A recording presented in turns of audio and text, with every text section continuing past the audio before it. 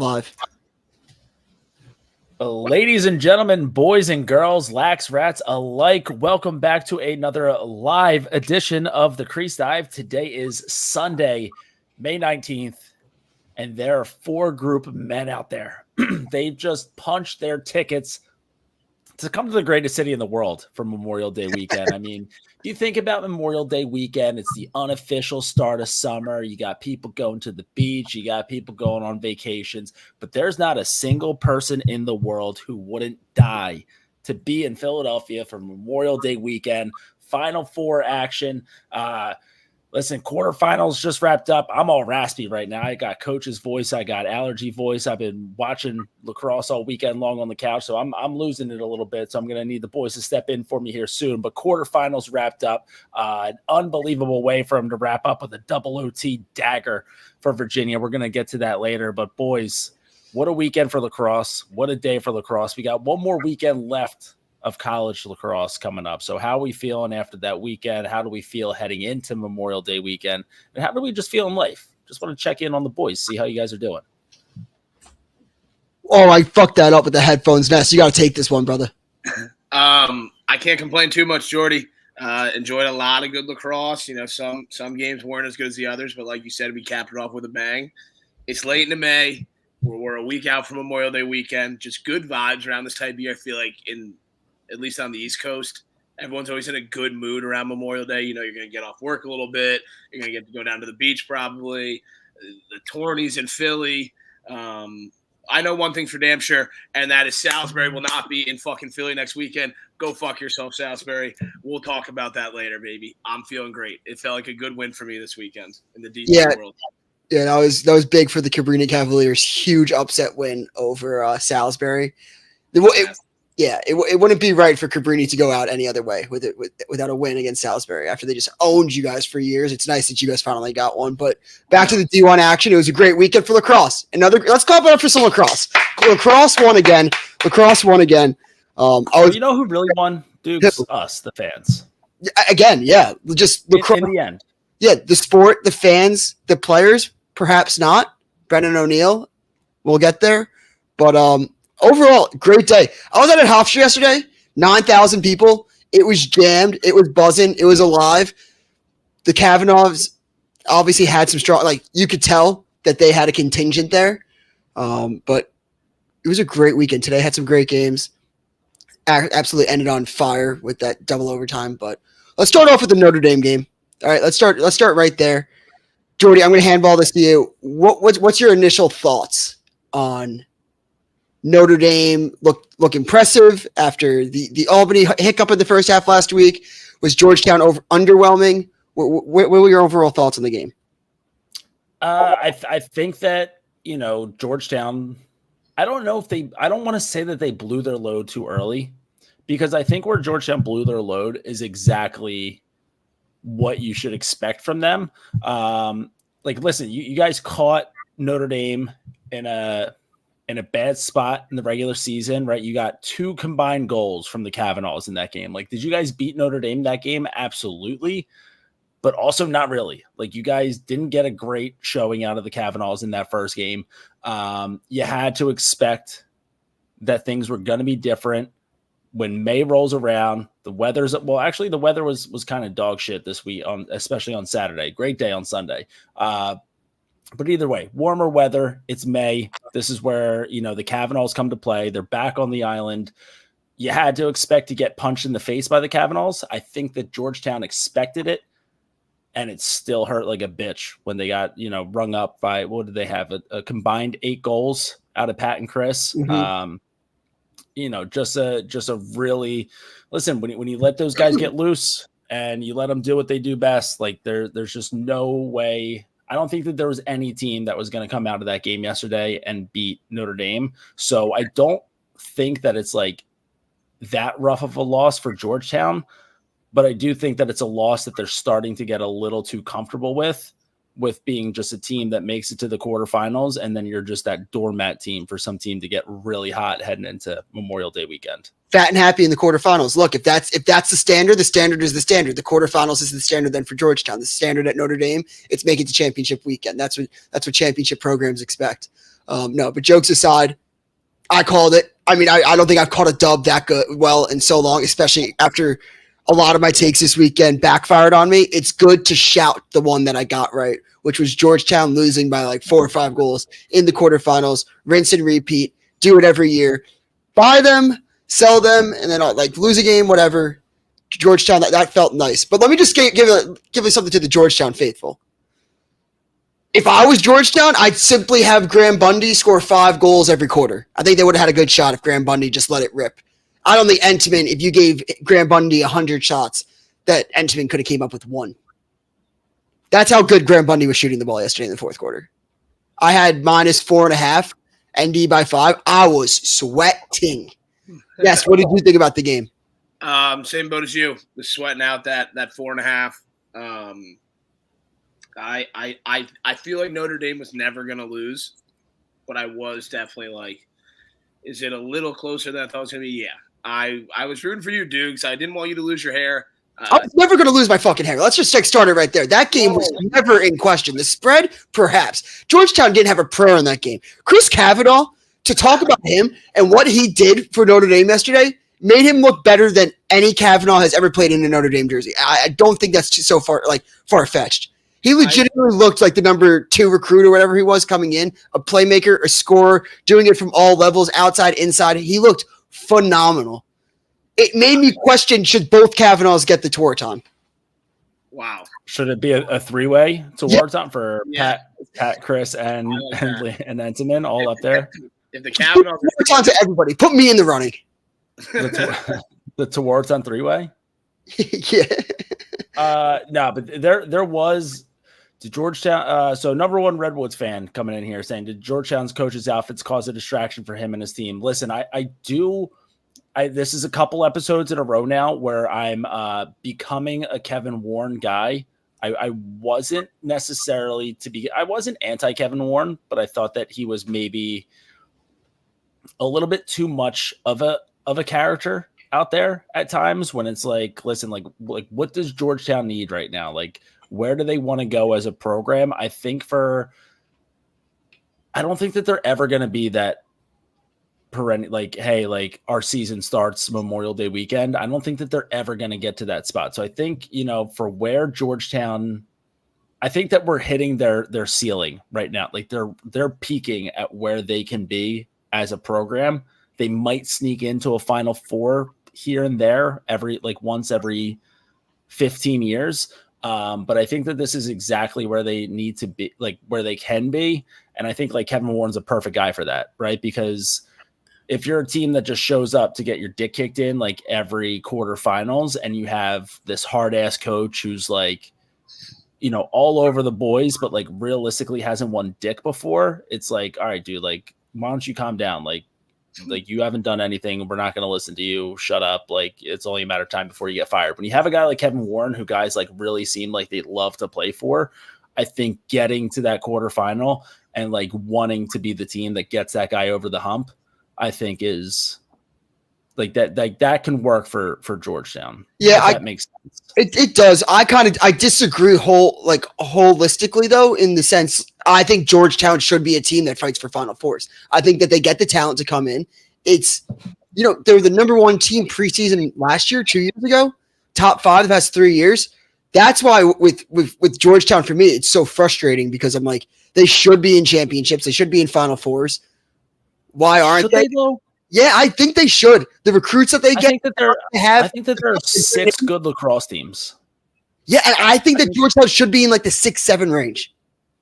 I disagree there. I think they had fucking Tucker Tordovic and Will Bowen like last year. Like the talent's there. They were like almost like a super team. People were trying to like stamp them as like last year. When it comes down to like the talent's there, who else is there to blame? The coach. That's how I look at it. I mean, you're not wrong, but I feel like they don't have consistent talent like that you just listed. Those are rare. Like if I'm talking about teams who realistically should think to themselves that our season doesn't start until Memorial Day weekend, you have your Virginia, your Maryland, like Duke should be there. It's we're going to talk about that a little bit later, but like Duke should be there. Teams like Hopkins and Syracuse, where it's like, are they back? Are they not back? Like they've had so much success in their program's history that should still be where their standard is. So yeah, I mean, Maryland, Virginia, and then like you throw in like your occasional like Yale. Like Yale should be a team where they didn't get into the tournament, but they have that like championship like medal to them. I just don't see why. Like I just don't see Georgetown getting that much talent year after year to be like, yeah, like we should be there every year. I think being in the quarterfinals every year is perfectly acceptable for what they get. I'm not saying Final Four every weekend, every year. But I'm putting it at like a Yale, a Penn State, like you're that like 6 to 8 range, like every the next tier, right? Even like a Denver. Denver's obviously like historically a little above that, but past couple years since like 2018, you could kind of put Denver in that like 6 to 10 range. I don't know. I think that Penn State, if they could get to Final Fours, Georgetown has no excuse. I didn't think it was going to happen this year. I think this year is a little bit like they overachieved in my mind, so I'll give them credit there. I did not think that they were going to make the Final Four, which they didn't. But let's talk about a team that I think was the biggest disappointment this weekend on not making it the championship weekend. Brendan O'Neill has his career ended at Hofstra. Not home, by the way. Not his home, but he got his career ended at Hofstra. Jordy, how would you overall grade Brendan O'Neill's tenure at Duke? It's so hard because like over 200 goals, a Tewaaraton, couple finalists. So he's not going to get the Tewaaraton this year. I don't think that he deserves it this year anyway. Not just because of the loss. Like I don't know. I think it's always going to end up feeling like a disappointment. Like I think that's probably the one where like I think it's a success, but it's a major success. But that last bit that you feel when you think about Brendan's time at Duke is always going to be disappointment. The fact that, that 2021 team was even better that ended up just going absolutely silent against Maryland in the semifinal, right? Like you had Sowers on that team. You had, Nakai on that team. You had a young Brennan who was just as dominant then as he is now. Like, that was crazy that they didn't make it there. Last year, obviously they made it they played on Memorial Day. It doesn't, you don't get another game after that. So they made it as far as they possibly couldn't get the job done. So I don't know. I think like if I were Brennan and I'm looking back on it, I'm saying to myself, like, that's a crazy successful career, multiple trips to the Final Four, over 200 goals, won a Tewaaraton. Then you mix in the fact that, he won World, the MVP of Worlds. Not that that's technically with Duke, but so I think as the player, it's a success. As a lacrosse story, of a big disappointment. Yeah, Ness, interested to hear what you have to say. How did you look at overall the 4 or 5 years that Brennan played? I think it's an individual success. The numbers obviously don't lie.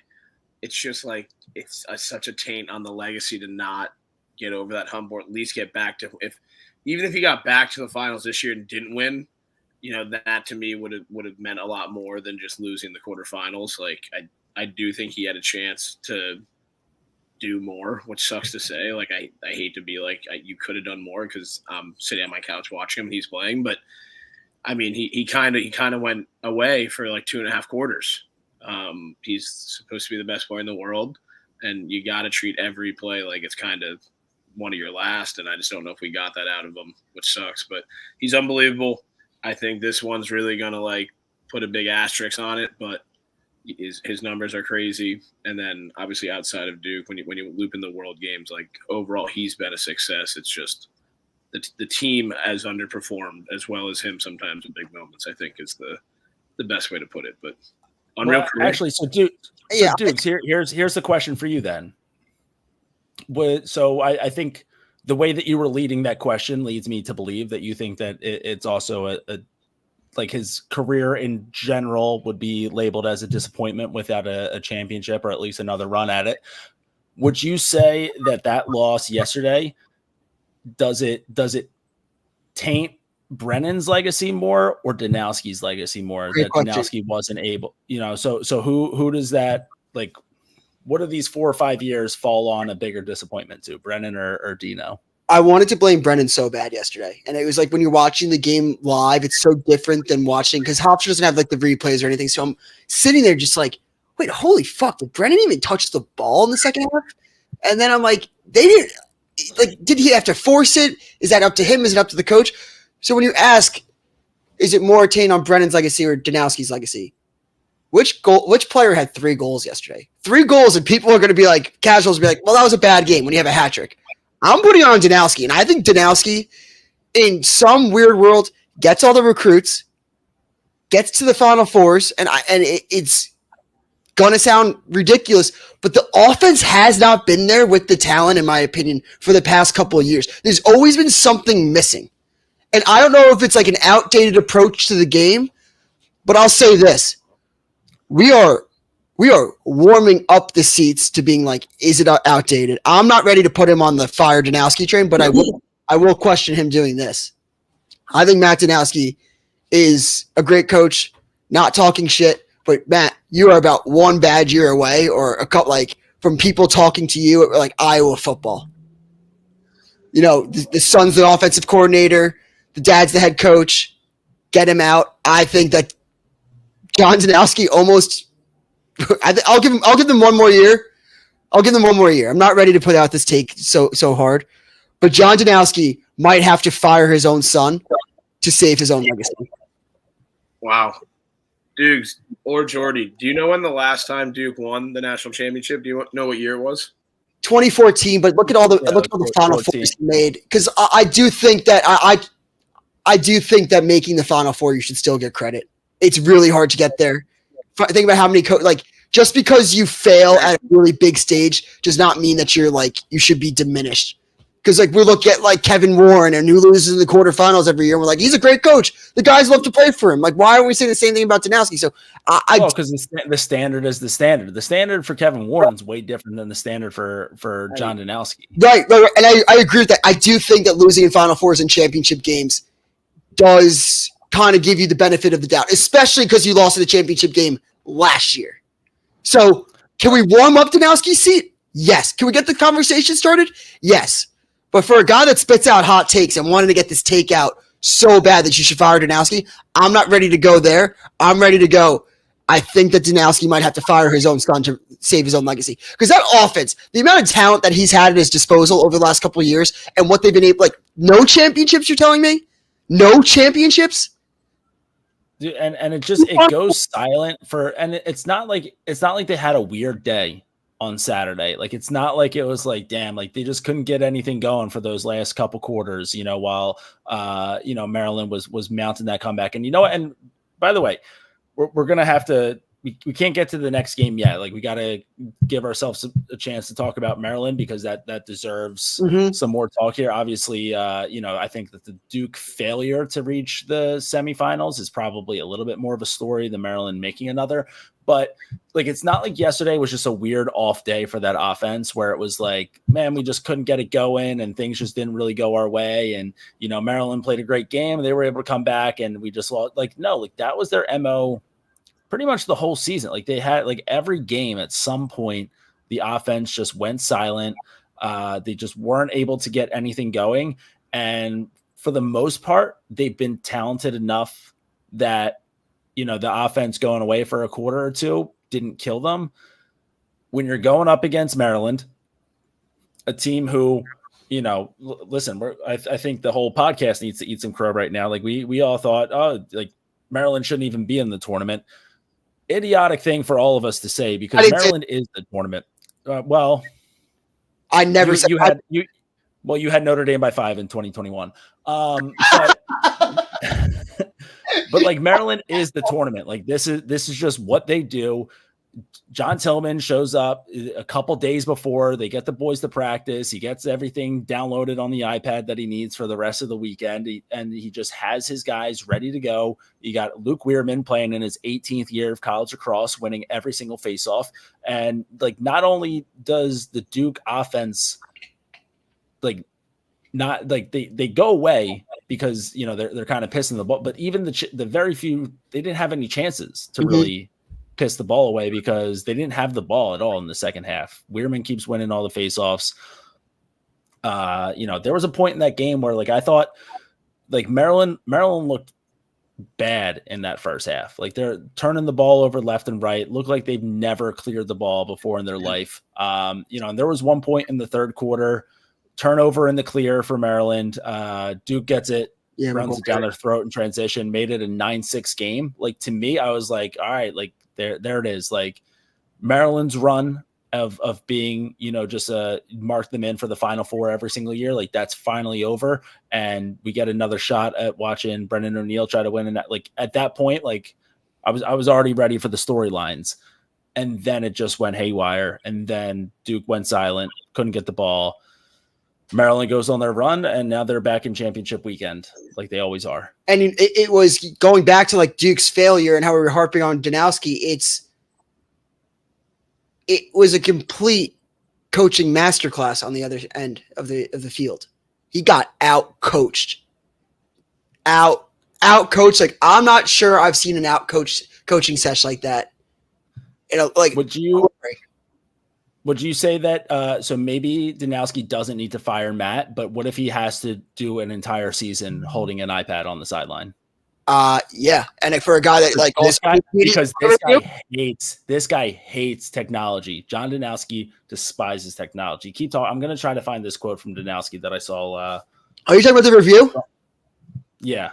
Yeah, basically, you want to find the exact quote, but for anyone out there listening or watching, Danowski basically said there should be no replay review and that the ref should just make decisions. Now, time the fuck out, Danowski. Let's go back to last year when no replay review helped you get into the championship game when Garrett Ledman stepped into the crease, and then this year, since there's a replay review because of that play, it came back to bite you in the ass. So no wonder you fucking hate it.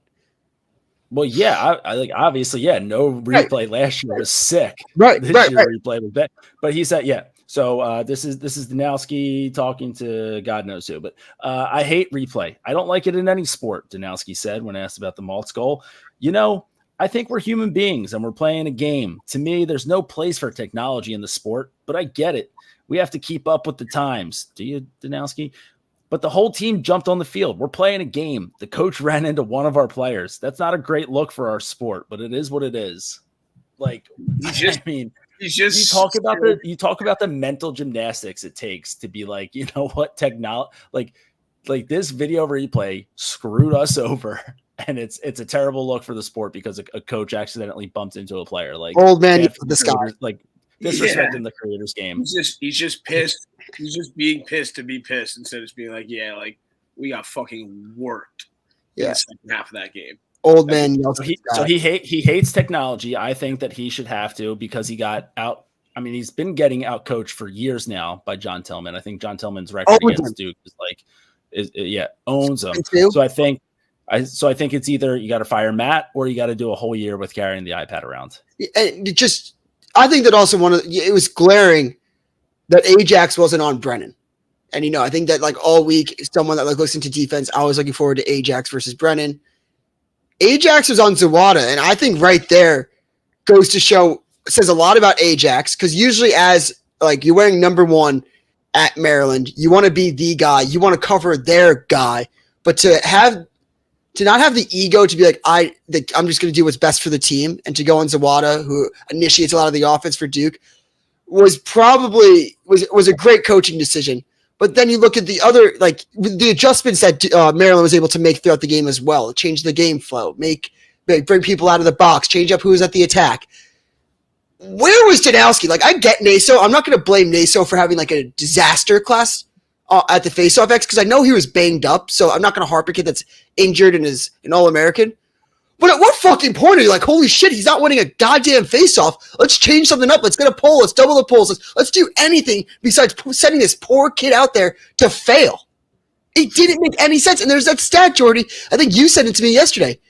What, Maryland had 9 goals in the second half and Duke had 9 shots? Dude, the fourth quarter was 7-2.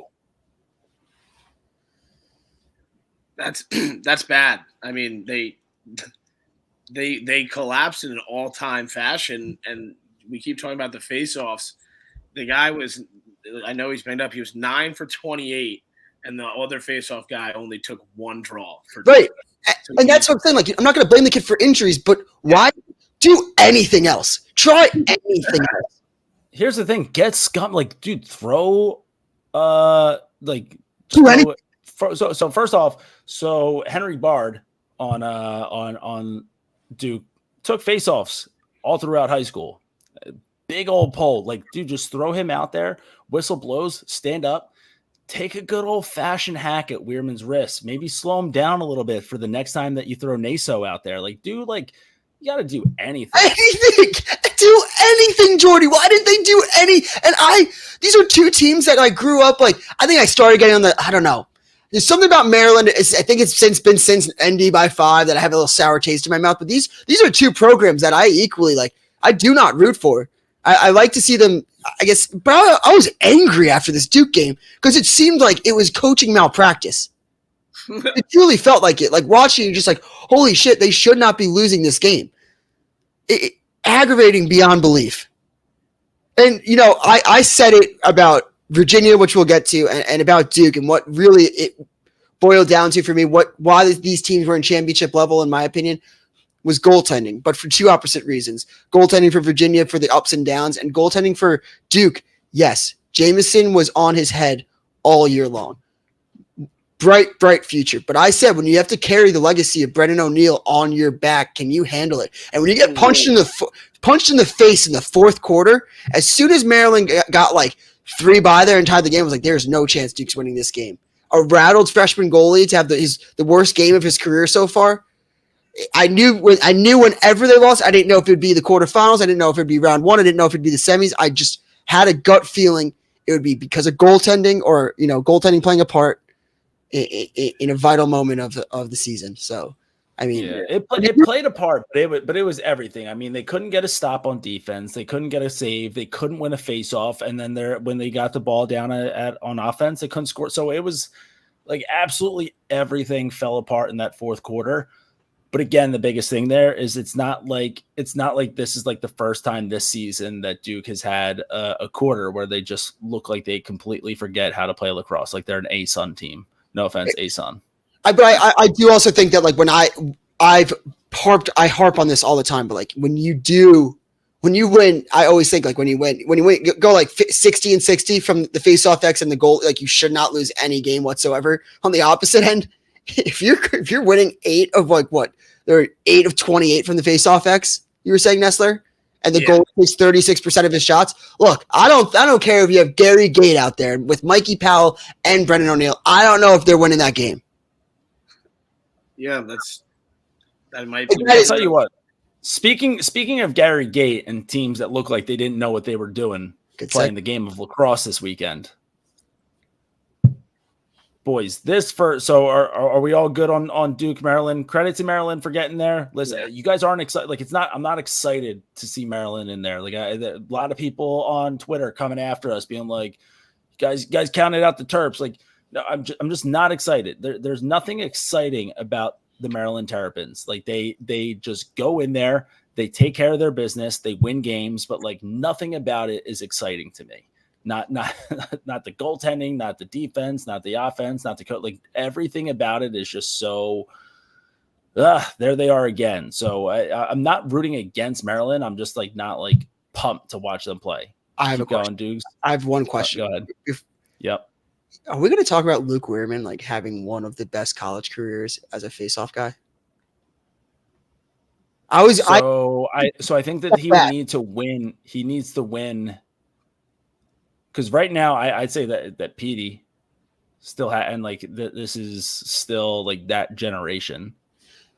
Yeah, it came across my mind, and I was like, what would he have to? Weirman has one of the best careers for sure, and if he wins another national championship, then he's kind of right up there at the top. But it's like him or Petey. It's very funny also, like really quick, just looking back at Weirman, when he missed that game-tying shot or game-winning goal against Virginia in 2021, I looked at that. I was like, why is like the backup faceoff guy taking the shot, like taking a shot in that moment? And then Weirman comes out in the next couple of years. He's one of the best shooters at the faceoff X. He has 2 goals in yesterday's game. I just think it's very funny. I think he's just had like a stellar career.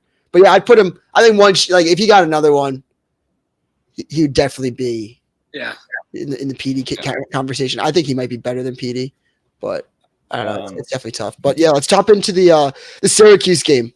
Evan Grimes, I guess we'll just go right here with this question. Just as a Cuse fan, I have a take about Cuse. Gary needs to find a new ex-attackman in the portal. Yeah, I think they need some like someone who can draw more attention away from their superstars. They have guys who have unbelievable handles, unbelievable shots. I just like don't see a lot of Syracuse guys like take their man to the cage, one-on-one goal. At least I didn't see it when they played the Cross this weekend. The portal's wide open. Initiators. Yeah, like the portal's wide open, and I feel like Syracuse is way too big of a draw to not go and get someone. So I mean that could be a play. I wonder. I don't know who their backup goalie is, but I think Will Mark's done that. He's been in college for like 5 or 6 years, so he's done.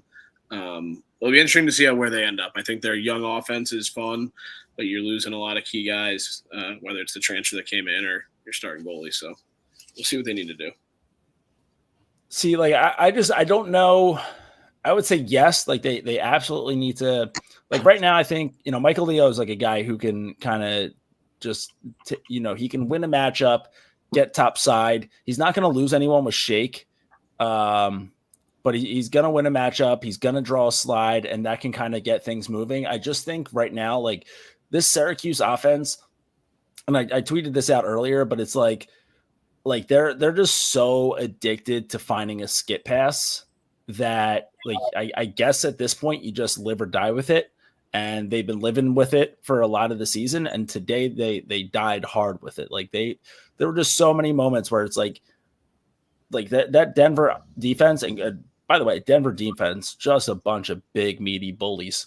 Bullies all over the place on this Denver roster. Like they play a heavy game. And, but they were just like, there were times where the Denver defense could have literally just the entire 80-second shot clock. They could have just stood there, not moved at all.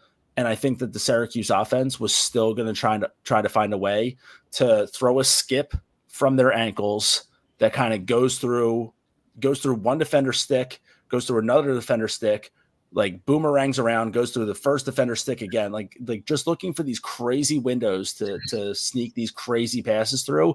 And they were just turning the ball over. Like every time they touched the ball, it was like 5 minutes straight where I was like, I don't think that Syracuse has had a possession that went into the 50s on the shot clock. Like they cleared the ball. It took them a while to clear the ball because Denver rides heavy, and they finally get it, maybe with like 7, maybe like 63 seconds over the midline. A couple seconds later, bad skip pass going the other way. Like they just looked it just looked like they didn't have a game plan. Like it just looked like they were like, hey, go out there and just figure something out. There was no game plan at all. It was just, we're going to go out there, roll out the ball, see what we can do. Yeah, and I do think that can work. Like, I think Notre Dame sometimes does that, where Notre Dame will just roll it out and they stick to what they got, and it works. When you have really good players, it can work. But like Syracuse wouldn't go away from any of their motions or movements. They were trying to sweep across the middle, and it got Stevens free on that one, but they were trying to sweep across the middle continuously, and it would not work. I don't know. I think Denver. It did look like that sweep across the middle, and then that low shot back to the far pipe. Like it looked like they definitely had a scout on that shot. Yeah, and it dropped a couple times. They hit the post like what 5 times? Yeah, they were drilling the pipes. Right. There are a couple of goals away from me having a completely different opinion about the outcome of this game. I really quickly want to ask Jordy, is Joey Spallina the best player on Syracuse? I'm an Owen Hiltz guy through and through. I think that Hiltz, like I don't know, like it's tough because I'm a Joey Spallina guy. I think he's fun to watch, but I don't know. You look at what he's done this year. He puts up a lot of big numbers against a lot of shit teams. Put him up against a good squad. You know, he goes like nothing to get. Goes silent against Notre Dame. Goes silent against Duke. Goes silent today against Denver. Like I just don't know. Like, you know, and he's a sophomore. He's so young, right? So it's probably going to be a little bit different these next 2 years once, you know, he's one of the older guys out there. But like there's just something about his game that doesn't initiate the same way when he's going up against better defenders. And I think that Owen Hiltz kind of always has that ability to create something. So I think Joey needs to play against a little worse competition, and he creates a ton. Owen Hiltz maybe doesn't have that in him, but he can consistently create against anybody. Clearly not enough to create today to, you know, get a win, but I don't know. I think he's right now recency bias. I would say Owen Hiltz. Yeah, I think Owen Hiltz is like outstanding shooter. I think Joey's all around game is better. I do agree with you. I think that like if you were just to watch like lacrosse games on ESPN2 and you watched every single Syracuse game against like the big guys, you'd be like, oh, Joey Spallina, this guy's pretty underwhelming. I do think there's also like the ones that stick out to me. Even the Duke game, he had a couple goals, but they got like fucking blown out. So I don't even take that much into consideration. I thought he played very well against Cornell. I thought he played well against Maryland. But yeah, in some of these bigger games, underwhelming. Which again, he's a sophomore. Like he might be doing a role that he's like not very much comfortable with. I'm not sure, but I would still personally say he's the best player on Cuse. Hot take, I know, but yeah, I think my favorite player to watch on Cuse might be the midfielders, Sam English and Jake Stevens. I love watching them play. But yeah, they're that like I almost Sam English bugs me as that's a kid who loves to trail the stick. He's a trail checks wedge. You're a coach. That kid hangs the stick so much. You're a coach. I look for guys that do like on offense. I look for who can do the coolest shit. But yeah, let's just talk about that fourth quarter really quick because Cuse did kind of make a comeback. I know for a fact that Denver fans' buttholes were puckered up. It seemed like Denver wanted to just get the game to overtime. Ness, what did you think about the way that Cuse closed the game? Overall thoughts on the game itself? I mean, they were a few pipes away from sending that game to overtime. Denver was just holding the ball like from like the 6-minute mark, 7-minute mark, just holding it for 80 seconds. Was like barely even trying to go to the goal. And I think they were like up 4 with 6 minutes left. I was like, and they were just like, time to just sit on it. Yeah. They fucking went like neutral mode. Yeah. Really?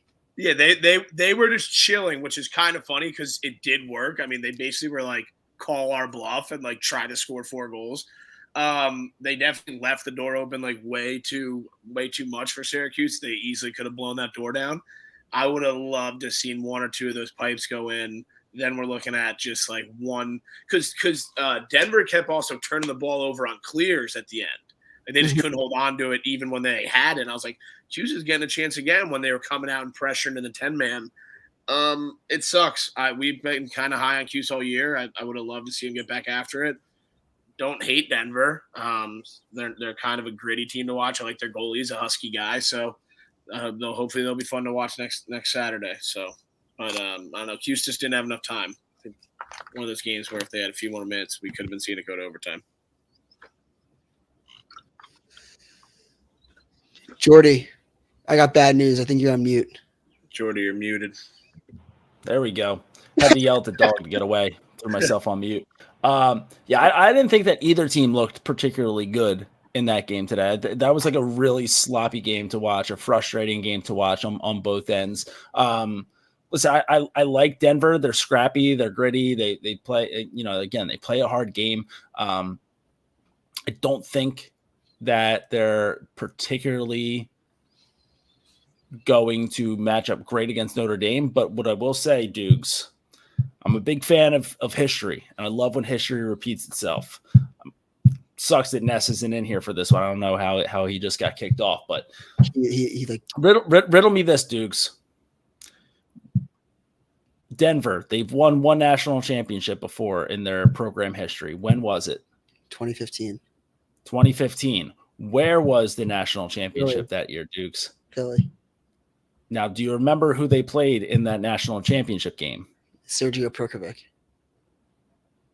That was the semifinal game. That's what I was thinking. So they beat Notre Dame in the semifinals. That's the game. On the other side of the bracket, Maryland Terps. What has the possibility of happening this weekend? Final Four in Philly, semifinal matchup against Notre Dame on the other side of the bracket. I can't do it. I can't do it, Jordy. It's good talk. But if you close your eyes, can you see Denver lifting that title? I can't, and I won't. I don't know if you could in 2015. I could back then. I don't know. It just because Denver came in, they were kind of like that new Georgetown-ish, team trying to break through, win a championship. You kind of always assume that Bill Tierney would get one done at Denver. This team, this makeup, they're fun to watch. They're bullies. I think they could compete with Notre Dame, even though I have Notre Dame covering. I already looked at the lines, -4.5, little teaser. But yeah, I just can't close my eyes and see Denver raising that title. What I will say is their defense is fucking phenomenal. It is great. DiBenedetto's a monster. But Curio gets the ball up off the ground, can move it. Yeah, and here's Nest. But it really is when I think about this season, Notre Dame just has a feel that they're going back to back. I think someone said that Dan might have said this on his podcast, that he has like the UConn feel to it. That's how I feel. Just nobody's going to be able to stop this Notre Dame team. I don't know if I know college lacrosse overall that well this year, but what I do know really well is that Notre Dame is leaps and bounds better than everybody else in the field. I'm going to stick to my original thought process here and say that. So I agree. Like, even though it would be sick to see history repeat itself and Denver win another one in Philly, I'm going to stick to my original saying, like, I don't think that they have enough to take down Notre Dame, but I think that Notre Dame drawing Denver is going to be a really physical matchup for a couple. The Cavs are going to get to those spots where they're going to get dropped. And I think that that's a real tough turnaround for Monday. So I do think that bodes well for Virginia, because I have Virginia coming out on top of that other semifinal matchup because they got past Hopkins. So maybe it's a good time to tease someone coming in. But right. I was listening on the Twitter when I wasn't here. Love the little history lesson, Jordy. But I totally forgot to say when we brushed over this game, how bad was that missed call, that push in the back that DiBenedetto had? I think it was a 2-goal game. Shoved Spallina out of bounds on the line. And I thought it was like one of the most blatant because they call pushes like they're fucking like they're water. They love calling a push. He shoves it in the back, and then Denver ended up scoring on that possession that they got the ball there, that swings the whole game in my opinion. So I do think that obviously Denver keeping the ball there kind of obviously it helped them out. They scored on that possession. I think that's a spot where at the most though, like you see first off, I'm getting some echo from someone, so it's really messing with my brain. But at the most, I feel like I see the refs call that a loose ball push. Like there are so many moments like that where it's like the guy clearly had the ball, but the ref just calls it a loose ball and changes up the possession. I don't hate the no call on that one though, because like Spallina was going out of bounds, he was diving anyway. Yeah, sorry. Am I making this echo? Either way, if I am. I think you're the echo. You are the problem. Yeah, I'll join and come back. I'll be right back.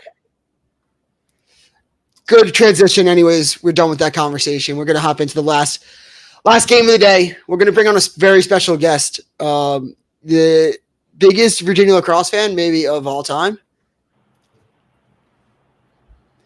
Jake, let me be the first to congratulate you on another Final Four. What's up, boys? God, Jake. it feels good to be the king still. Look at these guys. Where do you want to start? Where do you want to start? Do you want to talk about how bad Nunes is and how how goated Kyle Morris is, and your coach making an in-game adjustment, which no other coach seemed to be capable of this weekend, could possibly. Is Kyle Morris going to win you guys a national championship? Because something about that number 38 between the pipes. I don't know. He played his fucking dick off today too. He played amazing. Played really well. But no, I mean I was honestly shocked when he pulled Nunes like right away. I thought he would kind of give him like. I was. Nest, we still got the echo, brother. That might be better if you mute yourself while everyone else is talking. Ness, are you like watching it on a phone? Yeah, but it's muted. That's not what the echo is. It's coming out of my computer. I think you need to get headphones and a mic, brother. I can do that. I'm going to go on mute. What up, Malsec? Good to see you, brother. No, I was shocked that he pulled him so early, honestly. Dude, he let in some. I texted you and I was like, "Holy shit!" You texted me. Let's get this out there in public. What you probably you straight up said he is very bad at goalie. It was like today was like, oh my god. It was oh my god bad. It was really bad. Now here's the thing. So I'm on a oh my god, Ness. I hate to do this. We got to figure out something. It's like running back through my brain everything that I say. It's good to hang in with you, Ness. It was fun to see Ness for a little bit. They do that like torture. They torture people that way. Although I'm still getting it, so maybe it wasn't just Nestler. I don't know. Chat, can you hear the echo? Maybe it's a me thing. All right. So either way, do you think that that's so? Let's get inside the mind of three different goalies here. Do you think that that's a thing where Lars had that conversation with Nunes earlier in the week, being like, "Hey, listen, like it's not you, but like it's just not really working out right now. We're going to keep Kyle ready to go early in the game. And, just want to give you the heads up where if a couple go early, like we might have to go to Kyle." Like, do you think that that's a conversation? I feel like the guy so if it has to be a conversation, that has to be in his head. And then you go into that game already thinking, oh shit, I'm on a short leash. You also don't get to that point though, without like weeks and weeks and weeks of issues. Like it is a certain, I think he's like, okay, fair. Like at that point, I would be like, all right, like I get it. It's been like a month of tough sledding for Nunes. If it was like the Notre Dame game was his one bad game in the AC tournament, and then he was like, hey, like short leash, I would be freaked out. But like a month and a half of playing like pretty mediocre to bad ball, wouldn't shock me, honestly. And you hope that your goalie, hearing that, like it elevates versus, brings him down. And also telling Morris, he tells Morris also like, hey, be ready to go. Like he was ready to fucking go. He played his dick off today. Tell you what, while you were saying that, something just happened. Oh, no, Dukes, go on mute. Oh, is it Dukes? That'd be devastating. Oh, no, Dukes. Yeah. Oh, Dukes, he was the problem the whole time. Oh, yes, baby. I'm back. Justice for Nestler. Let's fucking go. No, but like it's crazy though, because that is like obviously it was something that and again it's a month and a half of bad lacrosse, so like it's not like it's like any secret, but it was enough of something that like the broadcast knew that Lars had already like said like, hey, he's going to be on a short leash here. But it's like one thing to kind of say that leading up to a game. It's another thing to be the coach in that moment where you actually are like, yep, like let's go. Like we're making this call. And so I mean, credit to Lars for sacking up, sticking to it. I mean, who knows how that game turns out without, I mean, what do you have? 8 saves on the day, but 2 massive ones in overtime. Yeah, I mean, also, like you could tell the Hopkins offense changed right after they changed the goalies out because like they weren't taking those shots when Morris came in. Like they were. There's nothing better as an offensive player when you know, like, hey, like listen, as soon as the ball's in your stick and you're like anywhere near the box, like it's green light. Like they when were you know deep, and then Morris came in and they stopped shooting. Like it was like they did not exhaust the shot clock. All the possessions that Nunes was in goal. Like they would just, if they had an open shot, they were taking it, and then Morris came in, and they were basically running 80 seconds every time. Like they were looking for the right shot versus just like a shot. It was a great. I mean, obviously it worked out, so we won. Like it's a great call now, but like to do that 5 minutes into a game, I think is insane. But I mean, I'm not. That's why I'm not the coach. Like that's a great, awesome fucking move that Lars made that ended up working out. Great, and honestly, good for Kyle Morris for fucking playing on his head today. It was awesome. Who do you really think is going to go when they play on Saturday? You have to go with Morris. Dude, that would be crazy. If he goes back to Nunes on Saturday, that would be shocking, in my opinion. Dukes, what are you saying? Can you hear me? Yeah, are you saying it's crazy if they keep Morris? Dude, if they went back to Nunes, it would be like, brother, are you paying this man? Are you having a pair with Lars? Like, why does Lars have this like hard on for Nunes? Nunes has done nothing. Nunes has done nothing for Lars, right? No. Like wins wise, no. Yeah. No. All right. That was like that was the road debate. Was when Road kind of had that skid. Like it was like, okay, well, sure, but he's won you a national championship. Right. Like, all right, like he's a battle proven title guy. Like, we're gonna go back to Road. Nunes has kind of just been around, but he hasn't won anything. Like, you have to play Morris on Saturday. And Morris also played well. Like, it's not like he came in and like wasn't good and we squeaked out a win. Like, he played well. He made great saves in overtime. Like, you have to play him. Also, chat, sorry about the echo. I figured out what it was. It was Nestler. It was on Nestler's end from the other laptop, so I fixed it. No problem. Listen, I think as far as the goaltending goes, like you got to go back to Morris. Like it sucks, but like it's the way that sports work. Like you get Wally pipped quick. Like it happened. Like you got, and credit to Kyle Moore. Like you got one opportunity to take that job and run with it. Because again, I think if he went in and it was like a really dicey game out of him, and it just like happened that like Virginia's offense was able to like really turn it on there and it got into a total shootout, then maybe you're kind of thinking, all right, well, the other guy didn't look that great either. Like maybe we go back to the guy who got us here in the first place, but he went in and he had a chance to take over that job and he did it. And, it's tough for Nunes, but there are so many other athletes in the history of sports who have gotten Wally pipped even quicker than that. So, I mean, the way I watch the goalies and I watch like the goalie more, I think than most people watch. Like that's kind of who I watch when the ball's near the end of the field. I don't think Kyle Morris had a single goal against where I was like, he should have made that save, which is kind of how I like view if you played well or not. Like he made saves that like every save he made, he should have made, which is exactly what you were asking for. People too. Like Chase Erlin on the other end, like he's unbelievable and he made saves you're not supposed to make, which is like, that's what the great goalies are. But like Kyle Morris, there was not a single goal he let in today where I was like, you got to have that. Like they beat him.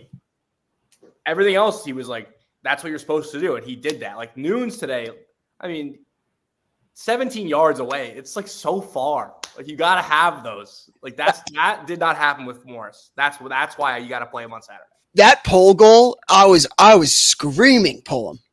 I was like, pull him for Malice, like pull him. It's not even the fact that it was like far. It's the fact that it went like his stick was nowhere near the ball. That was the problem.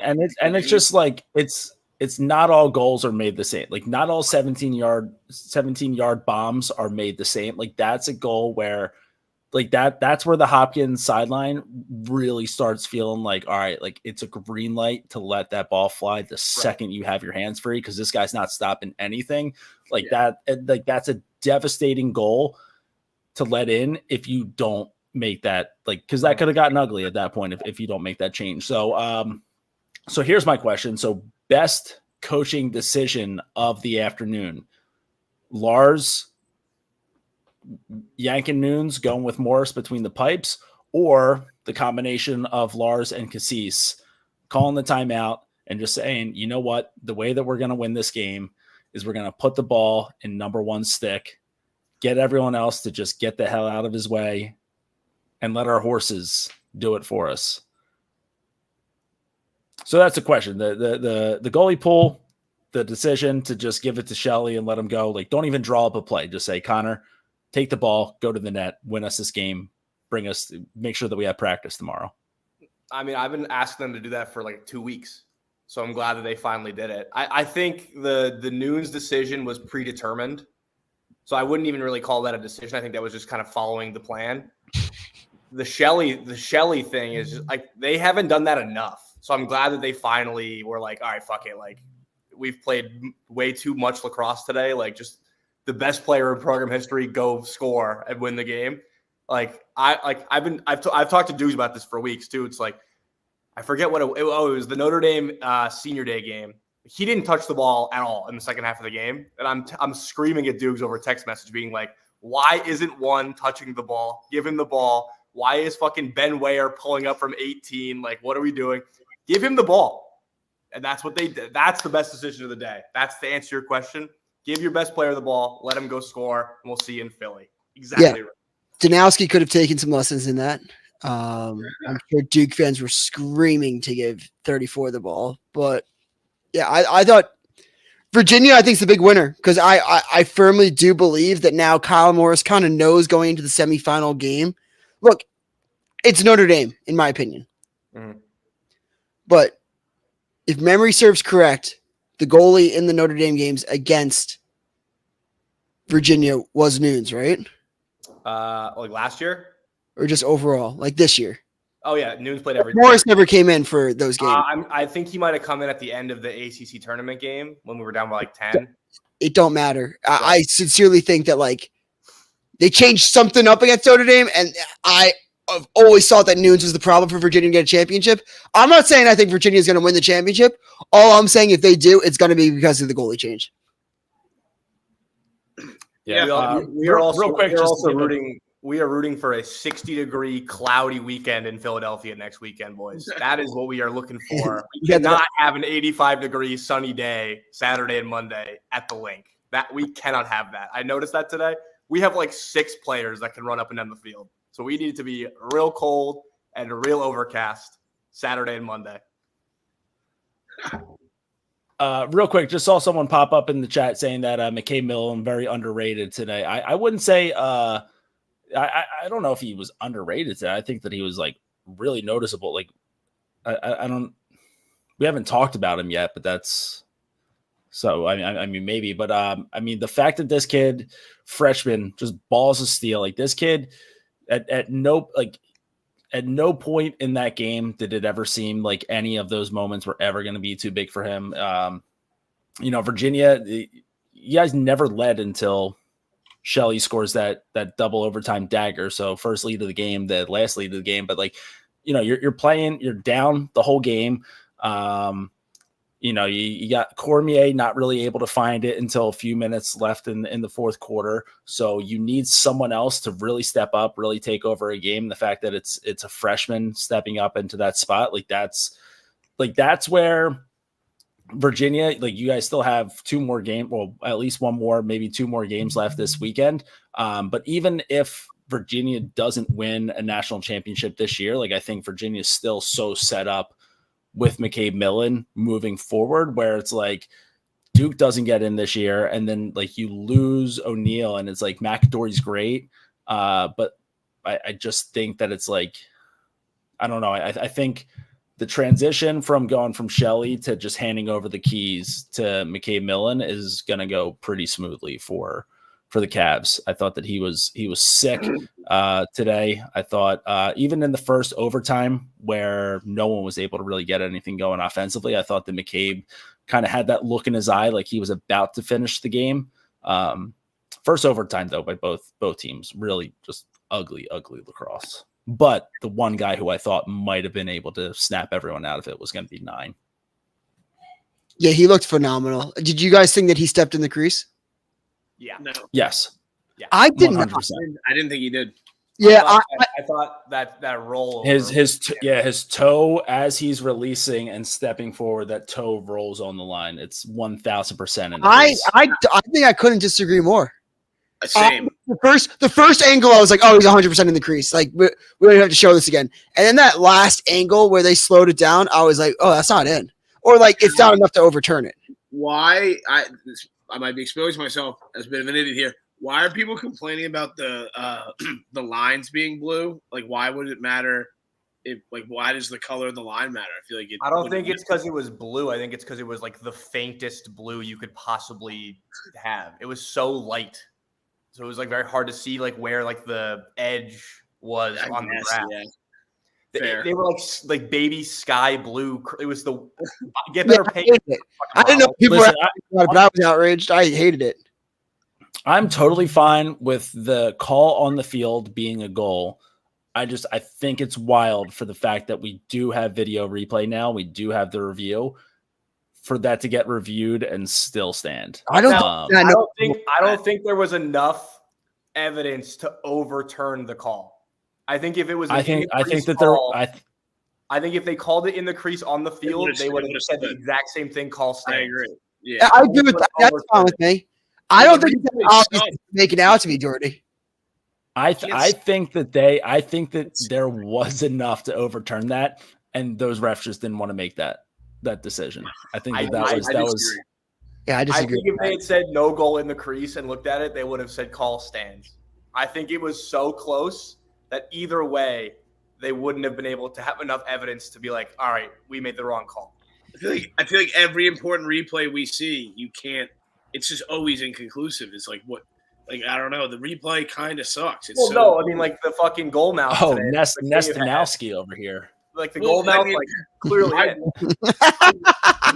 I want it to work, but like it doesn't. Like it's just either get better cameras or like put more cameras on the field. Every replay they're like, they're not gonna be able to overturn it. It's like, yeah, no shit. It's blurry as fuck. Or get better paint. I saw the first replay and I was like, all right, that's not like I don't know why they're still reviewing it. And then the second one made me be like, oh, I did not think that was in the crease at all. So like I just didn't think it was as like dead center. So if that's my take, then I'm gonna go with whatever the call on the field is. There was not like conclusive enough evidence one way or another to like overturn it. But that another crease controversy in the NCAA tournament. What's new? Punch me if you've heard that before. But before we get off of UVA, Jake, just want to ask you really quick. I see this comment about Griffin Schutz. Griffin Schutz kind of stinks. How do we feel?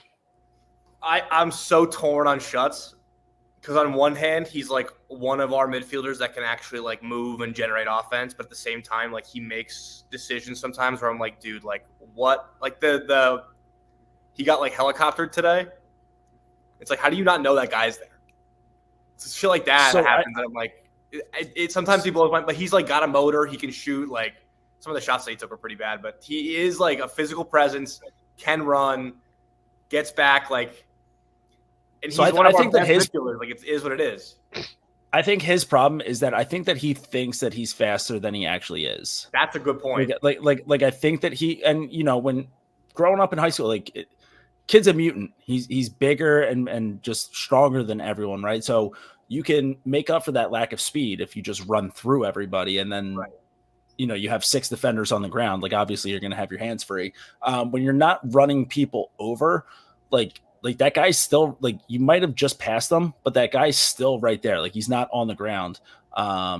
So I think that if he kind of just took a step back, kind of reassessed his game a little bit, started to move a little bit more, I think that Matt Rambo is like the blueprint for guys who aren't speedy but still want to get to their spots and take over games. Like if he moved a little bit more like that, I think that he'd be better, but I think he's a massive player who kind of is in a more of a shifty Dodger mindset at times. Like most of the time he still looks like a guy who's like just plays that good old fashioned like meathead brand of lacrosse. But I think a lot of times he kind of just thinks that he's got just a little bit too much. And then that's where you run yourselves into a problem. You get, your hands are all tied up. You got a stick in your hand, and that's where the helicopters come out. So, if he just, or he gets faster, I don't know. Yeah, I think he's like has the highest lacrosse IQ of all time. No, but it's like for number one recruit. Like, is he overrated? I hate this debate so much because what is it? Every single player that Virginia recruits to number one recruit should have 60 plus points or it's a disappointment. Right. I don't believe that. It's also he's a midfielder, so the point production shouldn't be that of a Schellenberger or a McCabe, and he's clearly the best option that you guys have at the midfield unit.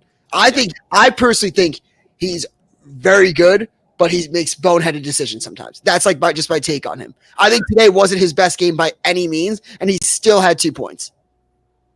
So I do want to shout out the 2 unsung heroes from today's game, which Jack Boyden and Ben Ware were unbelievable today. I love Ware. Ware, he made me so mad when we played Notre Dame, and today he made me so happy. And if he can, if guys like that can step up, we can basically beat anybody out there. The Notre Dame game. I want to see Monday, Memorial Day Monday. You don't want them. I do want them. You do. Well, I know I don't. I mean, would I prefer Denver? Yes, but I would love to cap this off with you can't beat us 3 times. That's where I'm at. You beat them 6 times in a row. Yeah, but in the same season? No. Yeah, they're going to beat you again if you guys play. You do not want Notre Dame. Well, no, I don't want Notre Dame. You want them or not? I don't want them, but if it comes to that, then I'm ready to go. Yeah, nobody that wants them would ever be like, I want them, but nobody wants Notre Dame. They're very, very good. Okay. Also, I need you to be. Knicks fans are saying we want Notre Dame right now. Your Dukes. I think you're too high on Notre Dame. In the grander scheme of. I don't think I'm high enough. Historic lacrosse teams, I think you're way too high on them as a team. But I think that they are very much head and shoulders better than everybody else left. I actually don't believe that I'm high enough. I think the ACC is very good, and I don't know the last time that I saw a team this dominant in the ACC. I mean, we're kind of frauds. The ACC this year. 2 teams, 2 out of 4 of the teams in the Final Four are in the championship weekend. Yes, and 2 of those teams should also it should be 4 teams. Okay, but that doesn't mean how good of it should be 4 teams. 50% of the teams in the Final Four. Yeah, but that happens all the time. It's not the Notre Dame has been good before, and the ACC this year, I think, low key fraudulent compared to what the ACC should have been this year. That's my take. What did you want them to be? Have 6 teams in the Final Four? I think that Duke, so Notre Dame was a death machine this year. Right. I think that with senior Shelley, senior Brendan O'Neill, I think that Virginia and Duke should have also been death machines this year. And they've been up and down. And obviously Virginia is playing in the semifinal, so they're there. But they weren't death machine all season long.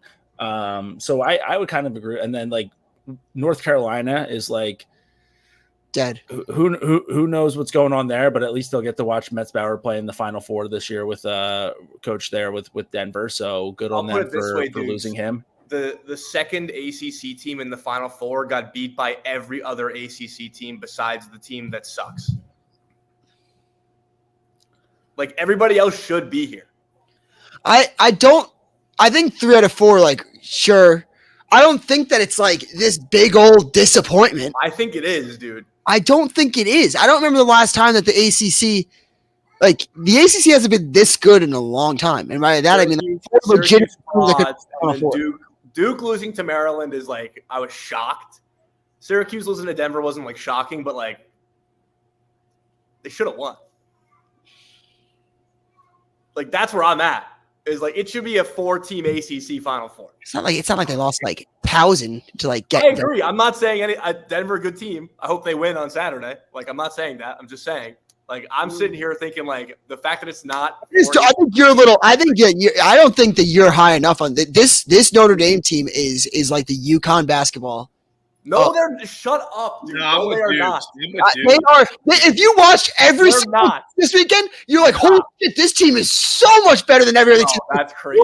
These guys play different sports. The chemistry that they have, they are complete at the faceoff position. They are complete at the goaltending position. Liam Ensign still hasn't played all right, boys. I gotta run. You guys keep doing this. I'm gonna run. On Jordy. Love you guys. See you. See you.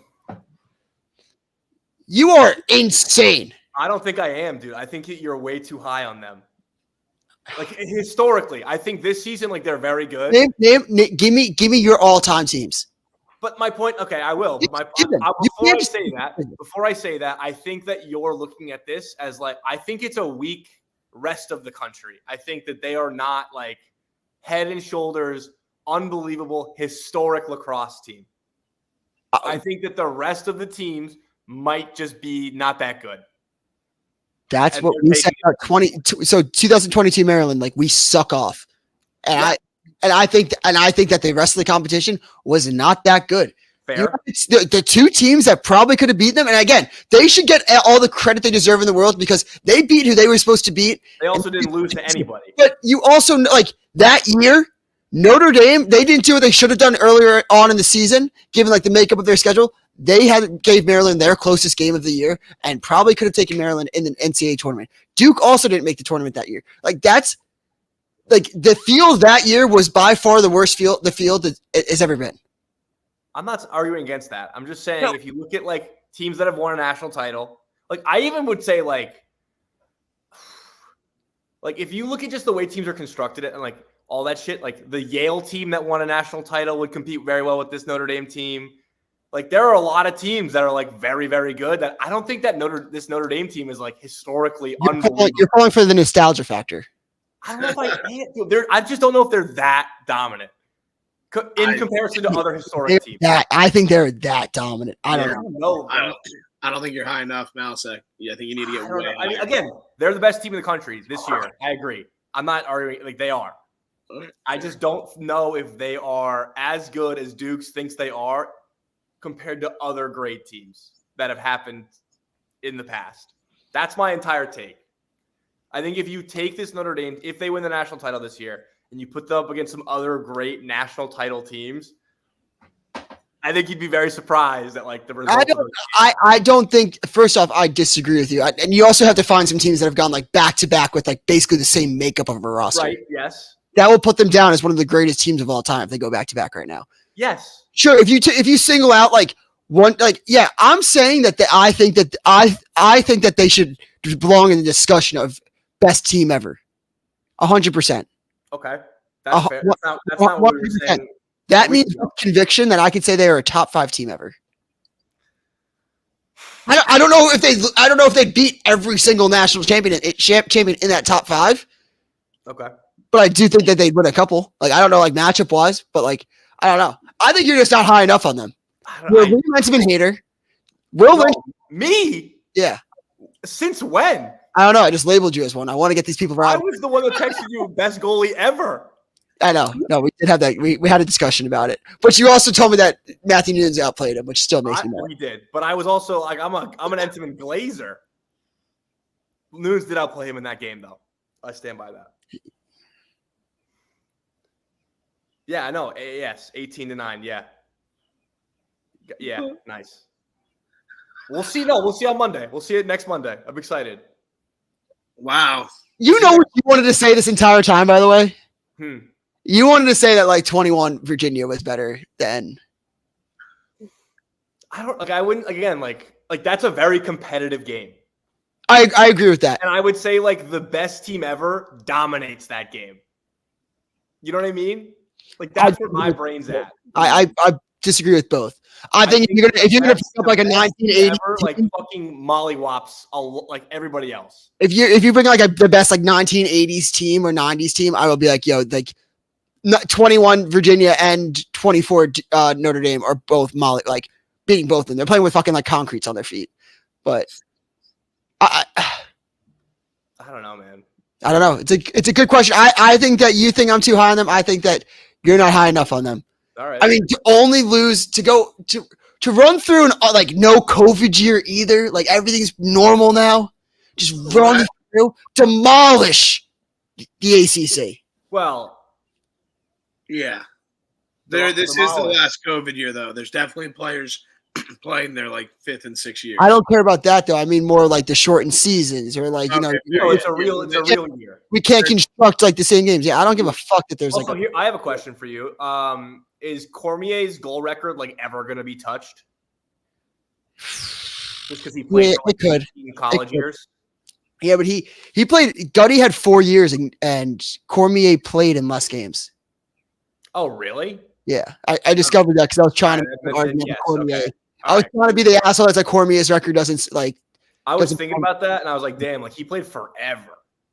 Yeah, he definitely deserves it. Well, if he scores another like 8 or 9 goals, then that record's going to be real hard to catch. So he could still have 2 games if things go Jake's way. All right, that's all I got. Do you guys got anything? No, I think I'm going to look at flights after this is over. Head to the link on Saturday. Breaking news. I think we're going to have a preview show probably come out Wednesday or Thursday. Quick little one. Malasek, I might be in Philly on Monday. I don't know if I'm going to stay till Monday because I got to come back. If they make the championship, you're not going to stay till Monday? No, if they I probably will. I'm going to book a flight for Saturday night. That would be one of the craziest things of all time. I'm going to book a flight for Saturday night, and if they win, I'll probably move it to Monday. All right, word. D2 talk, yeah. Congrats to Adelphi. I think they're going to win it all. Nope, Lenore Ryan, baby. Old Cabrini guy in between the pipes. Cabrini lives on through him. Wow, the GC kids are going to eat. They're going to eat. Bring it. Would love to boots on the ground for that. That's Sunday before the D3 game. Cosmo. What up, legend? All right. Thanks, guys, for tuning in. We'll do this probably after.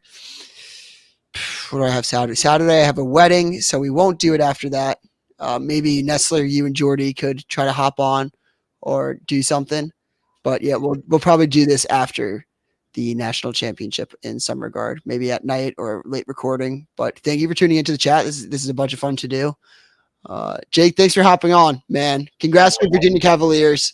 Huge win. Congrats on dating your dog. Thanks. And it was good to see you the other day, man. Yeah, it was fun. Yeah. Come back more often. Go Czech Republic. All right, guys. Thanks for tuning in. Make sure you follow us everywhere, and we'll see you later.